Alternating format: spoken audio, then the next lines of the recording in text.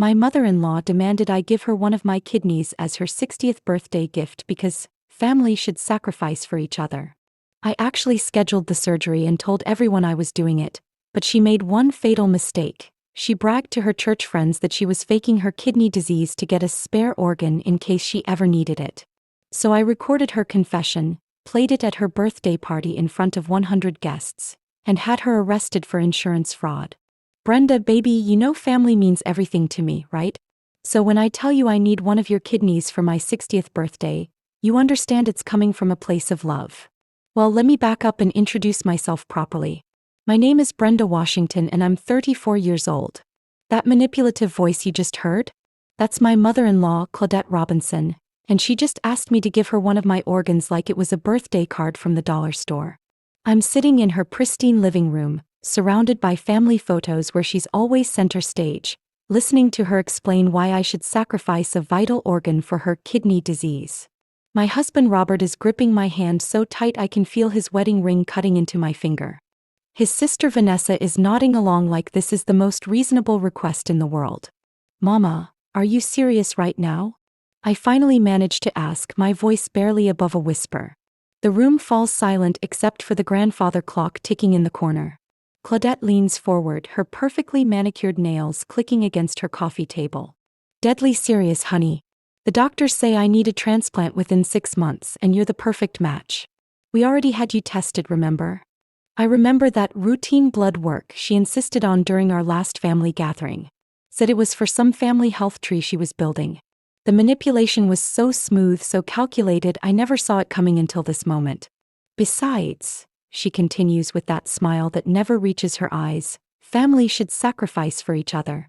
That's what real love looks like. The next 2 weeks felt like psychological warfare. Every family gathering became an intervention designed to break down my resistance. Claudette had recruited an army of relatives, church members, and family friends to guilt me into compliance. Your mom-in-law raised that boy you married, Aunt Ruth cornered me at Sunday dinner.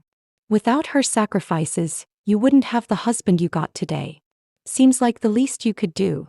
Robert tried to stay neutral, but I could see the conflict tearing him apart. During one late-night conversation, he broke down completely. Baby, I can't lose my mama.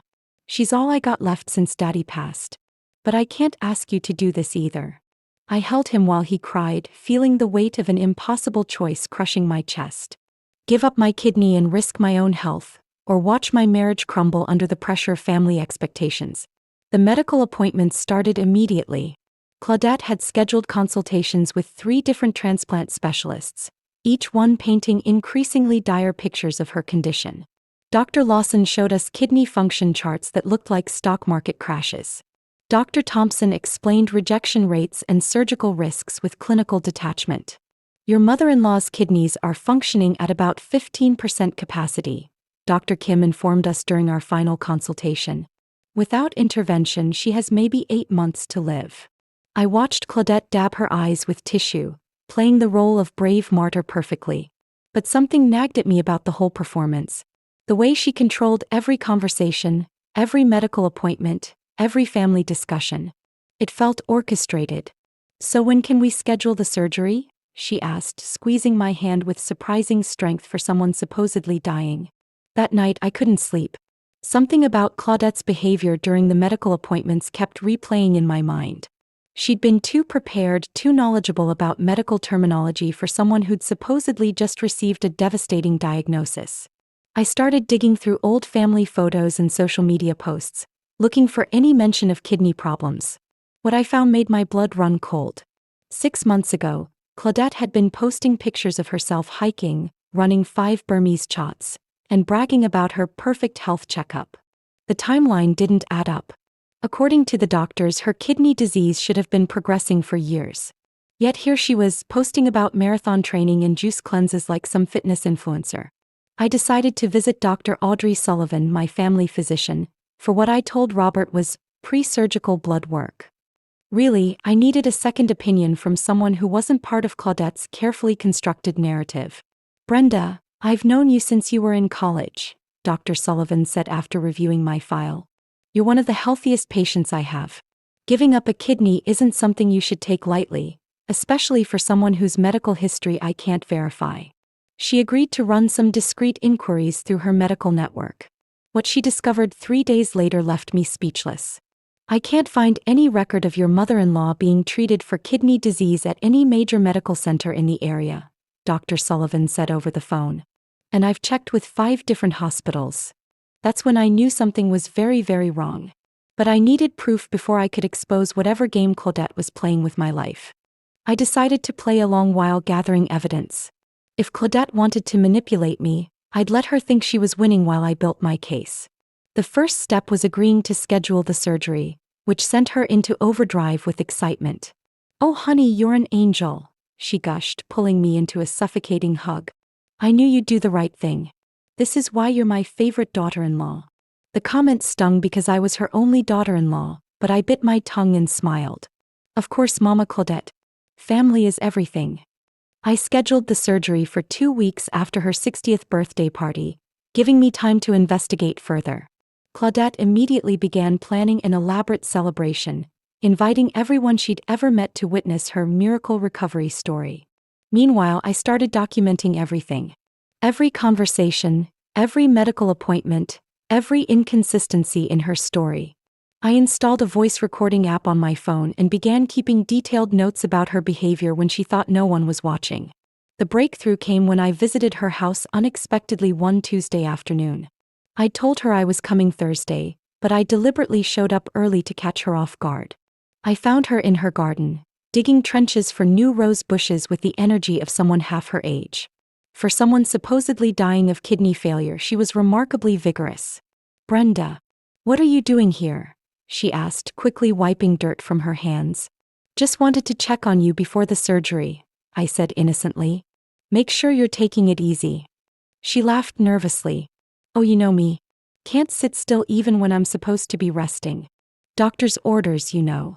But I'd already seen enough. No one with 15% kidney function had that kind of physical stamina. The smoking gun came from the most unexpected source: Claudette's own pride. She'd always been a woman who needed to be the center of attention, the smartest person in every room. That narcissistic trait would ultimately be her downfall. I'd started attending her church regularly, sitting in the back pew and listening to her interactions with other congregation members. Claudette loved being the tragic heroine of her own medical drama, soaking up sympathy like a sponge.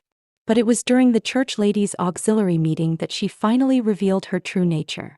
I'd volunteered to help with the upcoming bake sale, giving me access to their Wednesday evening gatherings in the church basement.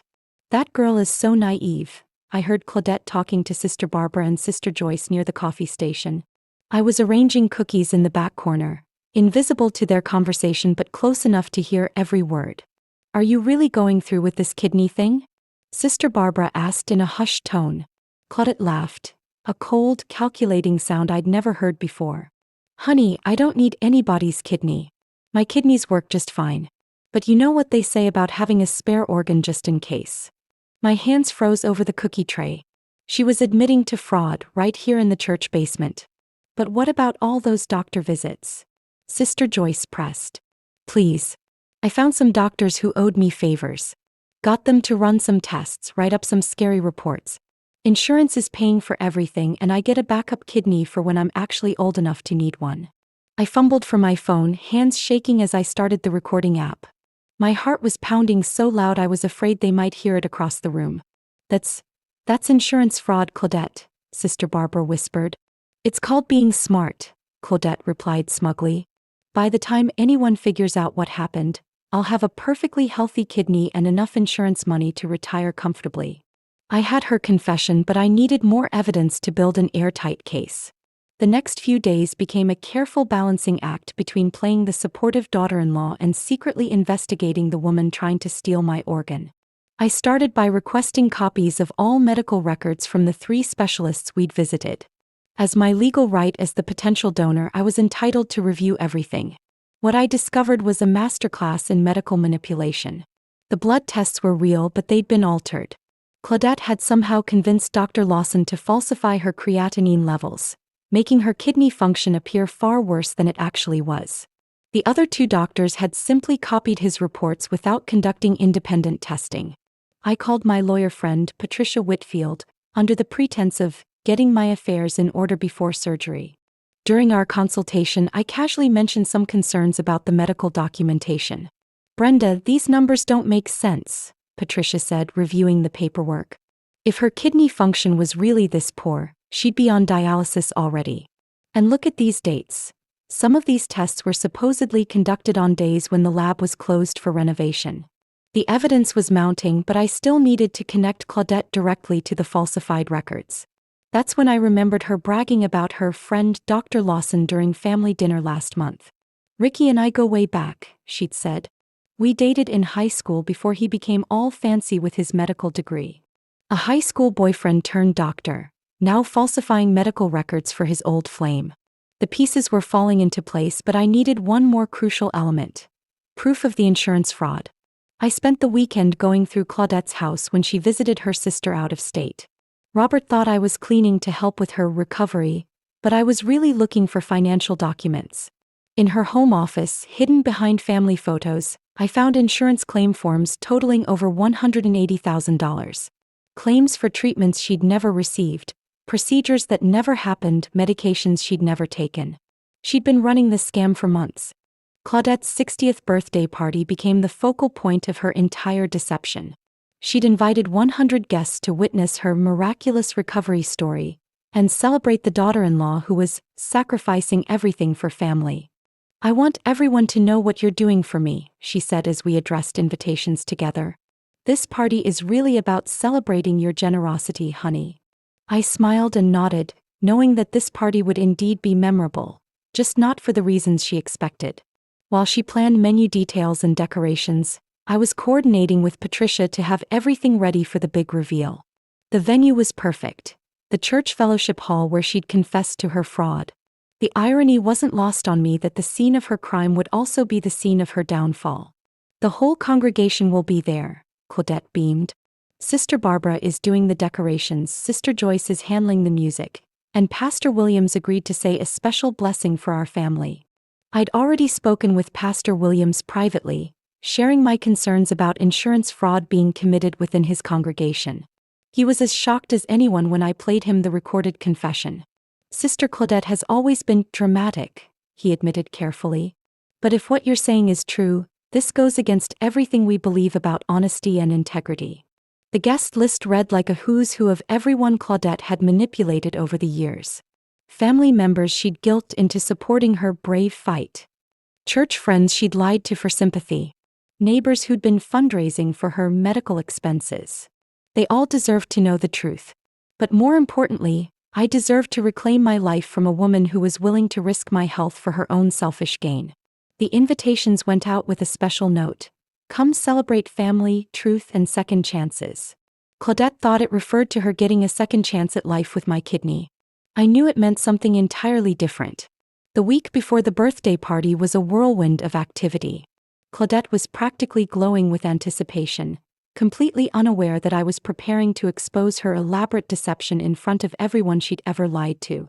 I'd coordinated with Detective Mosley from the Insurance Fraud Division, who agreed to attend the party as my guest. Patricia had prepared all the legal documentation, and I'd burned copies of the recorded confession onto CDs for key family members. "Are you nervous about the surgery next week?" Robert asked as we lay in bed 3 nights before the party. The guilt was eating me alive, knowing he had no idea what was really happening. "Just trying to process everything," I said, which was technically true. I was processing the fact that his mother was a sociopathic criminal who'd been manipulating our entire family. I'd made the difficult decision not to tell Robert beforehand. He loved his mother unconditionally, and I knew he'd either warn her or refuse to believe me without overwhelming proof. The party would provide that proof in front of witnesses who couldn't be manipulated or gaslit. The hardest part was watching Claudette's performance during our final family dinner before the party. She played the brave patient so convincingly, talking about her fears and hopes for recovery. "I just want you to know, Brenda, that even if something goes wrong during the surgery, I'll always be grateful for what you're willing to do," she said, dabbing her eyes with a napkin. Vanessa was crying openly. Uncle James raised his glass in a toast to my sacrifice. Even Robert got emotional talking about how proud he was of me. I sat there listening to these beautiful, heartfelt speeches about family loyalty and selfless love, knowing they were all built on lies. The anger burning in my chest was so intense I could barely eat. That night, I practiced my speech in the bathroom mirror, timing it perfectly with the recorded confession. Everything had to be precise for maximum impact. The fellowship hall looked beautiful. Sister Barbara had outdone herself with gold and burgundy decorations, and Sister Joyce had created a playlist of Claudette's favorite gospel songs. The birthday cake was a masterpiece. 3 tiers with "Happy 60th Birthday" in elegant script. Guests began arriving at 6 p.m. and the energy was festive and warm. Everyone was genuinely excited to celebrate Claudette and support our family through this difficult time. Their sincerity made what I was about to do even more necessary. "Look at all these people who love us," Claudette whispered to me as we greeted guests at the door. "This is what family really means." I nodded and smiled, my phone heavy in my pocket with its damning recording.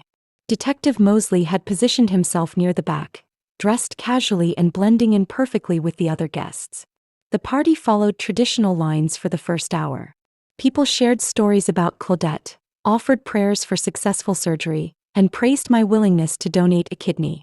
Each speech felt like a knife twisting in my chest, knowing how these good people were being deceived. Robert gave a particularly touching speech about his mother's strength and my courage. "I'm married to a woman who embodies everything good about family loyalty," he said, his voice breaking with emotion. "Next week she's giving my mama the gift of life itself." The applause was thunderous. Claudette beamed with pride, soaking up every moment of her fraudulent triumph. But I noticed her glancing nervously at Sister Barbara and Sister Joyce, the only people in the room who knew her secret. Pastor Williams offered a blessing for our family, asking God to guide the surgeon's hands and protect both patient and donor. The irony of asking divine protection for a surgery based on lies wasn't lost on me. Finally, it was time for my speech. Claudette introduced me with glowing words about my generosity and family devotion. As I walked to the microphone, I could feel my heart pounding against my ribs. "Thank you all for being here tonight," I began, my voice steady despite the adrenaline coursing through my veins. "Family means everything to me," I continued, looking directly at Claudette, who was beaming with pride from her seat at the head table. "That's why I've always believed in honesty, loyalty, and protecting the people you love from those who would hurt them." I could see confusion starting to ripple through the crowd. This wasn't the speech they were expecting about sacrifice and medical generosity. Mama Claudette asked me to give her one of my kidneys as a 60th birthday gift. She said family should sacrifice for each other, and I agreed. I scheduled the surgery, went through all the medical testing, and prepared to give up a vital organ because I believed she was dying. Claudette's smile was becoming strained. She could sense something was wrong, but she was trapped at the head table with nowhere to run. "But then I discovered something that changed everything," I said, pulling out my phone. "I found out that love and sacrifice should never be built on lies." The room was completely silent now. Even the children had stopped playing and were staring at me with wide eyes. "Mama Claudette, would you like to tell everyone about your conversation with Sister Barbara and Sister Joyce last Wednesday evening? The one where you admitted you don't actually need a kidney transplant." The color drained from Claudette's face. Sister Barbara and Sister Joyce were looking at each other in horror, realizing their private conversation had been overheard. "Brenda, what are you talking about?" Claudette stammered, but her voice lacked its usual commanding confidence. "Let me refresh your memory," I said, pressing play on the recording. The church basement acoustics had captured every word crystal clear. "Honey, I don't need anybody's kidney. My kidneys work just fine. But you know what they say about having a spare organ just in case." The recording continued for 2 full minutes, including her admission about falsified medical records and insurance fraud. The fellowship hall was so quiet you could hear people breathing. When the recording ended, the silence was deafening.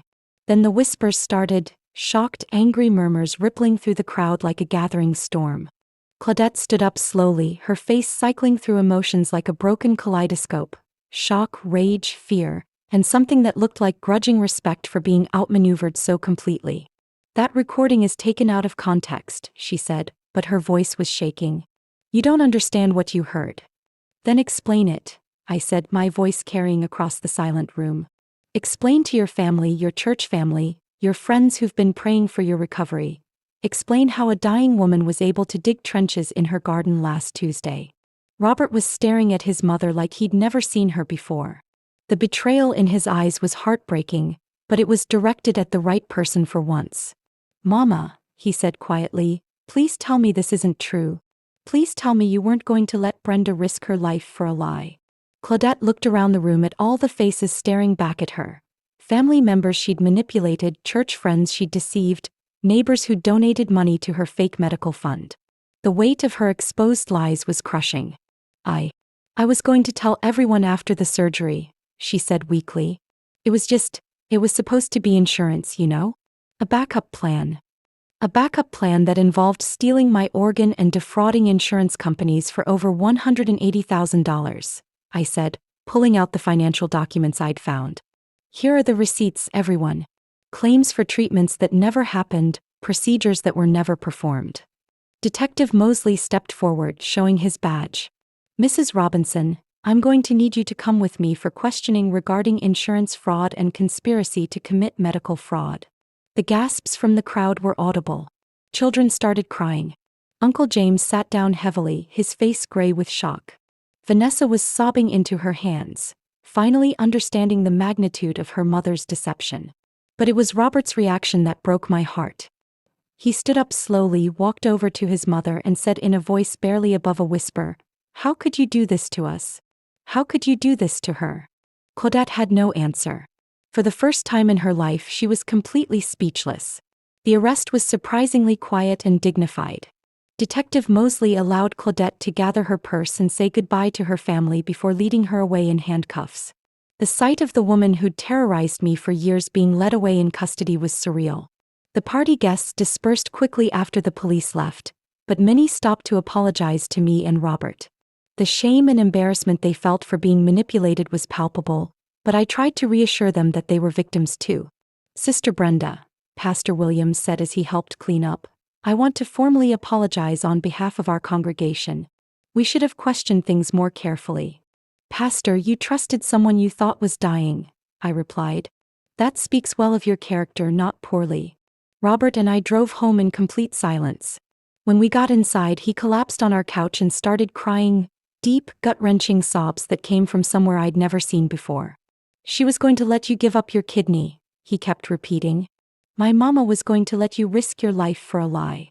I held him while he grieved, not just for his mother's actions, but for the complete destruction of the image he'd held of her his entire life. The woman who'd raised him, who he'd defended against all criticism, had been willing to sacrifice his wife's health for her own selfish purposes. Over the next few days, the full scope of Claudette's deception became clear. Dr. Lawson lost his medical license for falsifying records. The insurance investigation revealed she'd been running various medical scams for over 2 years. Her house would have to be sold to pay restitution. The family was shattered. Vanessa blamed me for exposing their mother, claiming I'd destroyed the family. Other relatives took sides, creating fractures that would take years to heal. But in the quiet moments between the chaos, I felt something I hadn't experienced in years. Peace. The constant anxiety of living under Claudette's manipulation was gone. I could breathe again. 6 months later, Robert and I were stronger than we'd ever been. The crisis had forced us to examine our relationship, our boundaries, and our definition of family loyalty. We'd started couples therapy and were rebuilding our marriage on a foundation of honesty instead of obligation. Claudette pled guilty to insurance fraud and received 2 years in prison with 5 years probation. Dr. Lawson was sentenced to 1 year and lost his medical practice. The insurance companies recovered most of their money through asset forfeiture. I never got my kidney back. It was never at risk to begin with. But I got something more valuable. My self-respect and the knowledge that I could stand up to manipulation when it mattered most. Robert visits his mother once a month in prison. Their relationship will never be the same, but he's working through his feelings with a therapist who specializes in family trauma. He's learning to love her while acknowledging the harm she caused. The church family rallied around us in unexpected ways. Sister Barbara and Sister Joyce became my strongest supporters, admitting they'd been uncomfortable with Claudette's requests for secrecy but hadn't known how to speak up. I've started speaking to other families about medical fraud and manipulation, helping people recognize the warning signs before they become victims. My story has been shared in support groups and online forums, reaching people who needed to hear that it's okay to question family demands that seem unreasonable. The most important lesson I learned is that real family doesn't ask you to sacrifice your health, your safety, or your values. Real love protects and supports. It doesn't manipulate and exploit. Today, when people ask me about forgiveness and family loyalty, I tell them that sometimes the most loving thing you can do is expose the truth, even when it's painful. Especially when it's painful.